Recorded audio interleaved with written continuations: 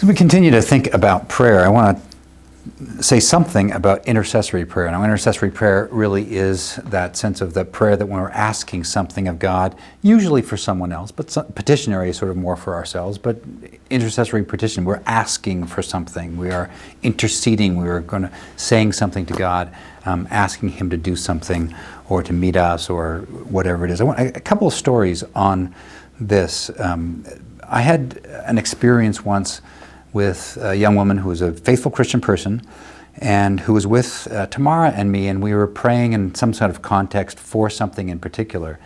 And she commented at the end of the prayer time that she said there was something different about that prayer time for her. And I said, well, what was it? And she said, you prayed like you expected something to happen.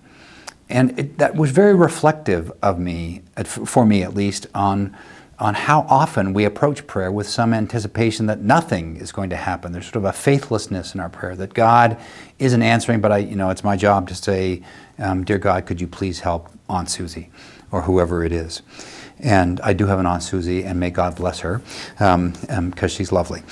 However, another similar sort of a story on the other side. I remember one time my daughter Jessie, when she was about a year and a half old, she had a fever and she was not doing very well and very lethargic. And we had people to dinner. She came over. She lay her head on my lap, and I put my hand on her head. And as Jesus does sometimes in the Scriptures, I rebuked the fever because I read that in the Scriptures.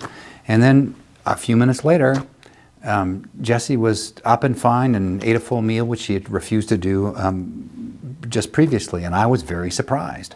And our friends who came to dinner said, why are you surprised? You pray for her. And I said, well, yeah, but I didn't expect anything to happen. And that's so often the reality of our intercessory prayer. We pray, but we have zero expectation.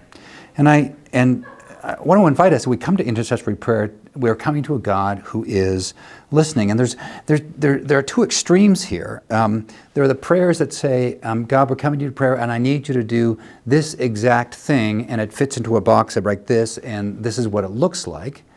All the way over to, well, we're going to ask for something, and they say, but your will be done, which of course Jesus prays, and that's a good prayer to pray, but it's sometimes sort of just kind of covering ourselves because we actually, again, have no anticipation that He's going to do anything, or we're expecting Him to do exactly this thing.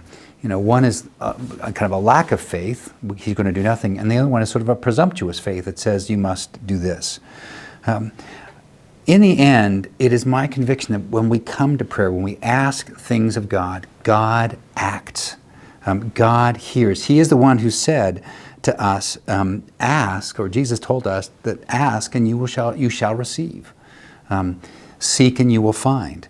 And we also hear from Jesus that God knows how to give good gifts to His children. So our anticipation as we pray is to a God who is hearing us, a God who wants to come to us, a God who wants to respond. Will He always respond in the way we specifically ask? Why, no. But it is my conviction that He is always responding. So as we come to prayer, intercessory prayer, we come with an anticipation of the movement of God, a God meeting us in some way, not always exactly the way that we're looking for it, but actually meeting us. And I think that's one of the faithful ways in which we pray, is this faithfulness that anticipates the movement of God.